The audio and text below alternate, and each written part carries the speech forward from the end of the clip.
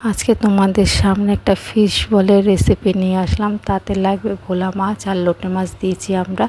সেটা গরম জল বসিয়েছি, তার মধ্যে একটু লবণ দিয়ে দিয়েছি, দিয়ে ভালো মতন ফুটে গেলে তারপর জল ঝরিয়ে নেবো। ঝরার পর মাছটাকে বেছে নেওয়ার পর কাটা আছে, কাটাটা বেছে নেবো। বেছার পর বাছা হয়ে গেল। দেখো পুরো মাছটাকে ভালো মতন আমরা দুজনে বেছে নিয়েছি।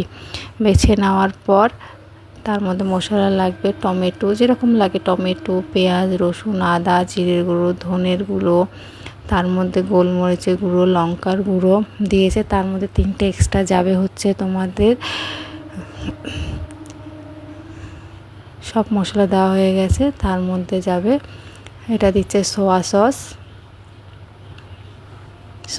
1 চামচ দিয়েছে, ভিনেগার 1 চামচ দিয়েছে, আর চিলি সসও 1 চামচ। এবার তোমার যদি যখন বেশি হবে তুমি একটু বেশি দিতে পারো, রেসিপি অনুযায়ী দিতে হবে আন্দাজ করে।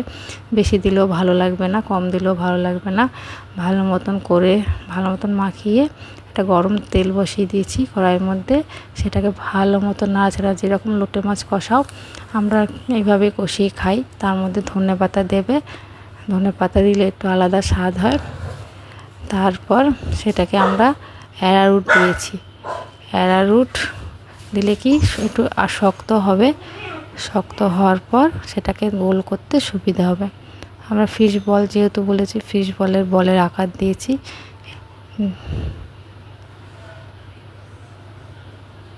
তার মধ্যে আমরা নিয়েছি দুটো ডিম নিয়েছি, আর বিস্কুটের গুঁড়ো নিয়েছি।